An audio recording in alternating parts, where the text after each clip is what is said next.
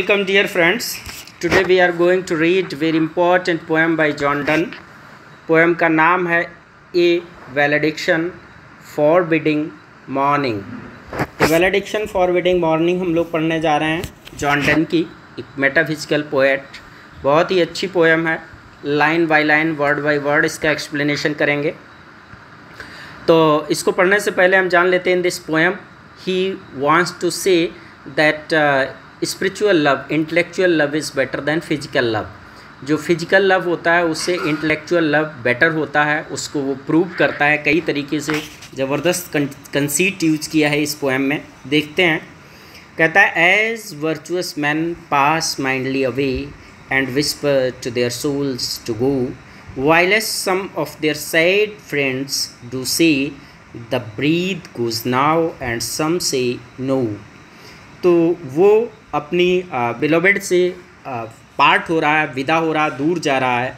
तो दूर जाते समय जो बिलोवेड है उसकी परेशान होती है, रोना शुरू करना चाह रही है.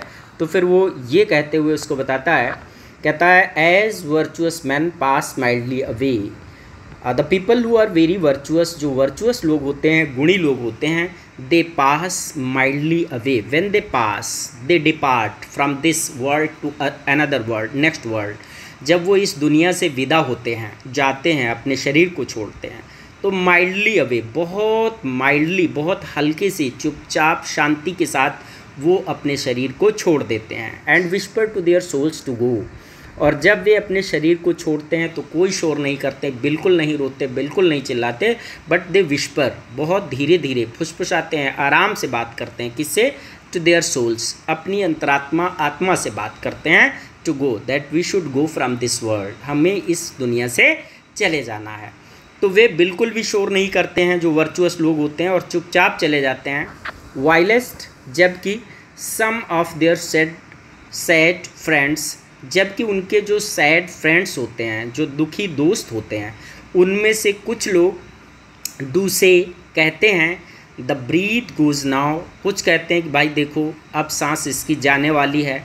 एंड सम से नो, और कुछ कहते हैं कि नहीं नहीं अभी सांस नहीं गई है, अभी सांस चल रही है.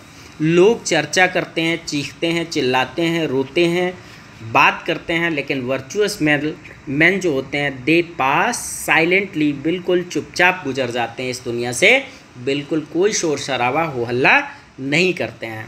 तो हम लोग वर्चुअस मैन की तरह हैं, हमको शोर नहीं करना चाहिए. तो यहाँ पर कहता भी है so let us melt and make no noise. इसलिए इसी तरीके से हम लोगों को मेल्ट हो जाना चाहिए. मेल्ट होना मीन्स पिघल जाना, बट हियर टू डिपार्ट, हमें एक दूसरे से डिपार्ट हो जाना चाहिए, एक दूसरे से विदा ले लेनी चाहिए. तो मेल्ट वर्ड किस लिए यूज़ किया है? जैसे कोई चीज़ जो ठोस अवस्था में होती है, जब मेल्ट होती है तो बिल्कुल उसमें कोई शोर आवाज़ नहीं होती. बर्फ़ जब पानी में बदलता है तो कोई आवाज़ नहीं करता है. तो कहता है कि ऐसे ही हमको डिपार्ट हो जाना है, एक दूसरे से हम लोग दूर चले जाएं. एंड मेक नो नॉइज़, हमें कोई शोर नहीं करना चाहिए, आवाज़ नहीं करनी चाहिए. नो टीयर फ्लड्स, हमें आंसुओं की बाढ़ नहीं लानी है, रो रो करके, चिल्ला चिल्ला करके दुनिया को दिखाना नहीं है. नॉर साई टेम्पेस्ट मूव, और न ही हम अपनी जो साइज हैं, जो आहें हैं, उनका तूफ़ान खड़ा करें, उनको भी नहीं लाना है. Twere profanation of our joys to tell the laity our love. It will be, ये होगा, हो जाएगा. अगर हम ऐसा करते हैं तो ये क्या होगा? प्रोफेनेशन. तो फिर ये और जॉयज़ और लव, तो ये हमारे प्रेम को फिर हम प्रोफेन कर रहे हैं, गंदा कर रहे हैं. कैसे? टू टेल, यदि हम बता रहे हैं द लेटी, लेटी मीन्स द कॉमन मैन, जो सामान्य लोग होते हैं, दुनियावी लोग होते हैं, अगर हम उनको अपने प्रेम के बारे में बता रहे हैं तो फिर ये हमारे प्रेम के आनंद का प्रोफेनेशन होगा. मतलब हम अपने प्रेम को गंदा कर रहे हैं, प्रोफेन कर रहे हैं उसको. फिर क्या कहता है? Moving of the earth brings harms and fears. You know, moving of the earth, moving of the earth, पृथ्वी का हिलना, इट मीन्स लाइक अर्थक्वेक. जब कोई भूकंप आता है, पृथ्वी हिलती है, तो ब्रिंग्स हार्म्स, इससे बड़ा नुकसान होता है. एंड फियर्स, और भय पैदा हो जाता है लोगों में, लोग डर जाते हैं, बड़ा नुकसान होता है. Man reckon what it did, man, और लोग पहचान जाते हैं, रिकन पहचान लेते हैं, व्हाट इट डिड कि पृथ्वी ने क्या किया, क्या हो गया, पृथ्वी पर हलचल आ गई, भूकंप आ गया, सब जान जाते हैं जब पृथ्वी हिलती है। एंड मीन्ट उसका मतलब भी जान जाते हैं। But trepidation of the spheres दो ग्रेटर फॉर इज़ इनोसेंट। और फिर क्या कंपेरिजन बताता है, लेकिन जो स्फीयर्स का ट्रेपिडेशन होता है, जो सेलेस्टियल मूवमेंट होता है, जो कॉस्मिक मूवमेंट्स होता है, जैसे पृथ्वी अपनी जगह पर घूमती है, सूर्य का चक्कर लगाती है, या पूरा कोई गैलेक्सी ब्रह्मांड में घूम रही है, तारे चल रहे हैं, तो जो इस प्रकार का जो ट्रेपिडेशन है, इस प्रकार की जो चाल है, दो ग्रेटर फॉर, चूँकि ये उस अर्थक्वेक से, पृथ्वी के हिलने से बहुत बड़ी होती है, is innocent. But this is very innocent, it's mild, इसका किसी को पता नहीं चलता है। तो पोएट यहाँ पर कहना चाहता है कि और love is like the cosmic movement, that is like the celestial movement. हमारा जो इंटेलेक्चुअल लव है, जो हमारा स्पिरिचुअल लव है, वो वर्ल्डली लव नहीं है, पृथ्वी के अर्थक्वेक जैसा नहीं है। जैसे छोटे छोटे जो अर्थली लवर्स होते हैं, वो अगर एक दूसरे से थोड़ा सा भी अलग होते हैं तो फिर भूकंप खड़ा कर देते हैं, बिकॉज ही सेज दैट उनको फिजिकल प्लेजर की ज़रूरत है, they need physical touch, they love through their senses, वो सेंस से अपने प्रेम करते हैं। That is why that is like the earthquake, वो पृथ्वी के हिलने जैसा है, वो पूरा अर्थक्वेक खड़ा कर देते हैं। लेकिन हमारा जो लव है that is intellectual and spiritual, तो वो trepidation of the spheres, spheres के ट्रेपिडेशन के समान है। वैसे है जैसे हमारे ब्रह्मांड में तारे हैं, गैलेक्सीज़ हैं, पृथ्वी है और सूरज है, इनकी जो चाल होती है वैसा है। ये चूँकि बहुत तेज़ चलते हैं और बहुत तेज़ गति से घूमते हैं, लेकिन उसके बारे में किसी को पता नहीं चलता है। तो ज़बरदस्त यहाँ पर देख रहे हैं आप, कंसीट का यूज़ किया गया है। आगे कहता है डल सब लुनरी लवर्स लव। डल, जो डल होते हैं, मंद स्वभाव के होते हैं, सब लुनरी, वर्ल्डली लवर्स लव। अब जो सब लुनरी लवर्स हैं, जो वर्ल्डली लव हैं, means the lovers who need physical pleasure, जिनको फिजिकल प्लेजर की ज़रूरत है, वो कैसे होते हैं, हु सोल इज सेंस, जिनका सोल सेंस है, means they love through their senses, उनको प्रेजेंस चाहिए अपने लवर एंड विलव्ड की, उनको टच चाहिए, वो एक दूसरे को देखना चाहते हैं, एक दूसरे के संपर्क में रहना चाहते हैं, तो वे सेंस से प्रेम करते हैं। कैन नॉट एडमिट एब्सेंस, वो अब्सेंस को एडमिट नहीं कर सकते हैं, वो अनुपस्थिति को स्वीकार नहीं कर सकते हैं, क्योंकि ऐसा प्रेम दो में से अगर एक की भी अनुपस्थिति है, मतलब दोनों अलग अलग हैं, तो वो फिर हो ही नहीं सकता है, क्योंकि उनको फिजिकली टच में रहना चाहिए। तो वो कहते हैं कि वो अब्सेंस को नहीं स्वीकार कर सकते हैं, because it doth remove those things which एलिमेंटेड it, क्योंकि अगर वो अलग हो जाते हैं तो वो सारी चीज़ें रिमूव हो जाती हैं जिस पर ये एलिमेंट हुआ था लव, मतलब ये फिर सस्टेन कर जाता है, उनकी एब्सेंस उनके प्रेम को सस्टेन कर देता है, वो प्रेम नहीं कर सकते हैं अगर एक दूसरे के साथ में नहीं हैं। लेकिन यहाँ क्या कहता है, but we by a love so much refined, but we, लेकिन हम जो लोग हैं, बाई अ लव, हम लोग एक ऐसे प्रेम से, सो मच रिफाइंड, इतना ज़्यादा रिफाइन हो गए हैं, that ourselves know not what it is, इतना रिफाइन हो गए हैं कि और सेल्व्स, हम लोग जो हैं, हमारी आत्मा, नो नॉट, बिल्कुल कुछ नहीं जानती, what it is, what is sensual love, हम लोग सेंसुअल लव के बारे में बिल्कुल कुछ नहीं जानते हैं कि फिजिकल लव होता क्या है, उससे हमें कोई मतलब नहीं है। तो हमारा लव इतना ज़्यादा रिफाइंड हो चुका है।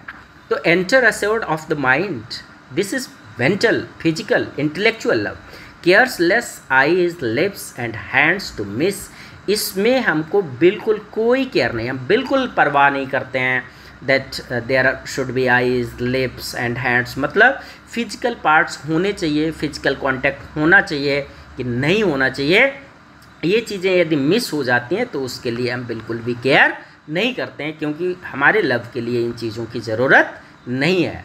नेक्स्ट लाइन में क्या कहता है, और two souls therefore which are one, इसलिए ये समझो कि हमारी जो दोनों आत्माएं हैं, हम दोनों की जो आत्मा, विच आर वन, जो कि एक हो गई हैं, दोनों की आत्मा मिलकर के दोनों एक हो गए हैं।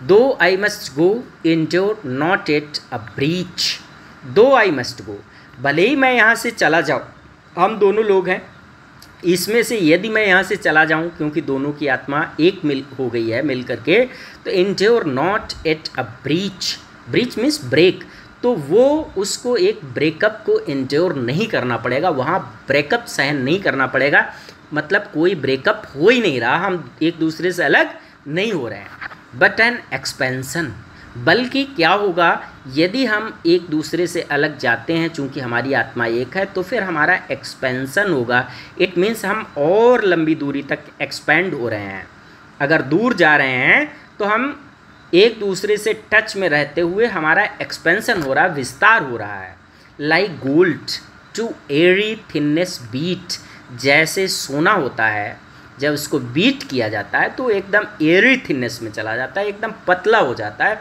दैट बिकम्स वाइडर, और चौड़ा और चौड़ा और पतला, लेकिन वो टूटता नहीं है।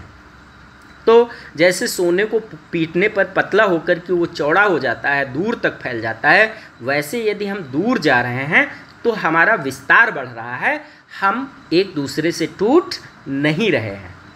और क्या कहता है अपनी विलवर्ड से, इफ़ दे बी टू, और यदि मान भी लो कि हम दो हैं, अगर मान लो हमारी आत्माएं अलग अलग हैं, तो दे आर टू सो, तो फिर वे दोनों दो हैं इस प्रकार से, as stiff twin compasses are two, जैसे एक जो कंपास होता है, प्रकार होता है जिसमें हम पेंसिल लगाते हैं और पेंसिल को लगा करके और उसको जो है भाई घुमा लेते हैं ना, जैसे एक प्रकार होता है, तो फिर हम लोग एक कंपासिस की तरह हैं, प्रकार की तरह हैं, जिसमें दो लेग्स होते हैं, एक आप है और एक मैं, और दोनों एक दूसरे से जुड़े हुए हैं।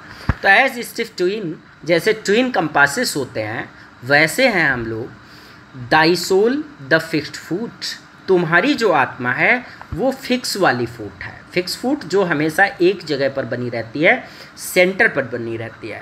Makes no show to move, और जब वो घूमती है तो बिल्कुल भी उसका कोई शो नहीं होता है, पता भी नहीं चलता। जब हम प्रकार में पेंसिल जो सेकेंड फुट है उसको घुमाते हैं, जो फर्स्ट फुट सेंटर में रहता है वो घूमता तो है लेकिन पता भी नहीं चलता है। बट डथ, पता नहीं चलता है, लेकिन डज, इट मूव्स, घूमता है। इफ़ द अदर डू, यदि दूसरा वाला घूमेगा तो पहला वाला घूमता है, सेंटर वाला भी घूमता है, लेकिन वो पता नहीं चलता है। फिर क्या कहता है, and though it in the centre sit, और जबकि ये मतलब आपका जो आपकी सोल है जो सेंटर है एक प्रकार का, एक कंपास का, तो इन द सेंटर सिट, ये तो भाई सेंटर में रुका हुआ है। कहाँ पर है, ये सेंटर में है। Yet when the other far the throne, और उस समय पर जब दूसरा वाला दूर तक घूम रहा है। कहाँ तक घूम रहा है, दूर तक घूम रहा है, एक वो पूरा गोला बना रहा है, ठीक है, दूसरा वाला घूम करके एक राउंड सर्कल बना रहा है। तो yet when the other far the throne, जब द अदर दूसरा वाला, फॉर माने दूर तक, द थ्रोन डज रोम, घूमता है, जाता है, भ्रमण करता है। इट लीन्स, तो जो आपका जो सेंटर में है वो झुक जाता है। एंड हियरकेन्स आफ्टर इट, उसी के साथ में घूमता है, उसी के साथ में चलता है, झुक जाता है उसकी तरफ। एंड ग्रोज इरेक्ट, और फिर सीधा हो जाता है। कब, as that comes home, that means the second one, जैसे ही फिर दूसरा वाला इसके पास वापस आता है तो पहला वाला फिर एकदम सीधा खड़ा हो जाता है। भाई जब दूर जाता है तो ऐसे झुक जाता है, लेकिन जब ये पास आता है तो पहला वाला भी सीधा हो जाता है और दूसरा वाला उसके बिल्कुल पास आ जाता है। तो जैसे ही दूसरा वाला वापस आता है तो फिर से इरेक्ट हो जाता है। इट मीन्स वो कहना क्या चाहता है कि जब मैं दूर जाता हूँ तो थोड़ा सा लचीलापन आकर के, आप अलग नहीं हो रहे हो, हमसे जुड़े हुए हो, थोड़ा सा लचीलापन है, और जैसे ही मैं वापस आऊँगा तो फिर आप तो सेंटर्ड फुट हैं, तो आप फिर से ज्यों का त्यों हो जाएंगे। तो such wilt thou be to me, फिर रिक्वेस्ट करता अपनी विलवर्ड से, such wilt thou be, wilt be मतलब विल बी, ऐसी बनो, thou means you, to me मेरे लिए, तुम मेरे लिए वही सेंटर वाला फुट बन जाओ, पैर बन जाओ एक प्रकार का।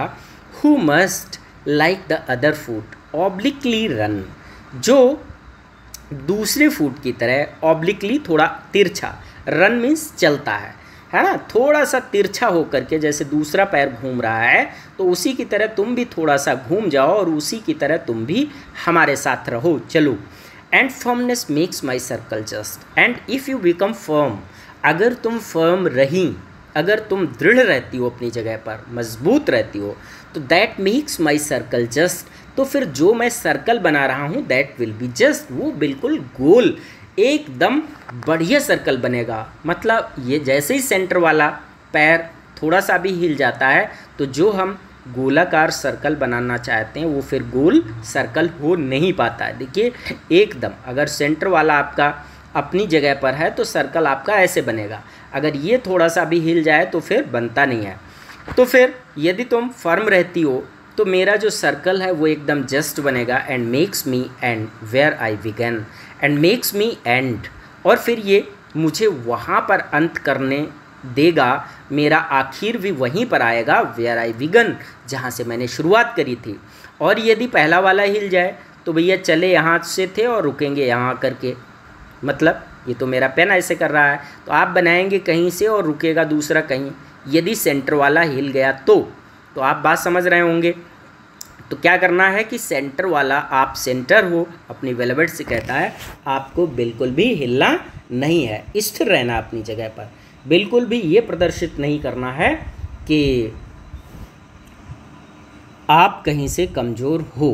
तो इस तरीके से विदा लेते समय वो अपने बेटर हाफ को इस तरीके से समझाता है और अपने प्रेम की तुलना जो है ज़बरदस्त कंसीट एक जो ट्रेपिडेशन ऑफ स्फीयर्स है उससे करता है, कंपास के साथ में करता है। तो ये बहुत अच्छी पोएम है, एक अच्छा नमूना पेश करती है आपका मेटाफिजिकल पोएट्री का। आई होप आपको पसंद आई होगी poem. If you like my teaching please like, subscribe and share my channel. Thank you very much.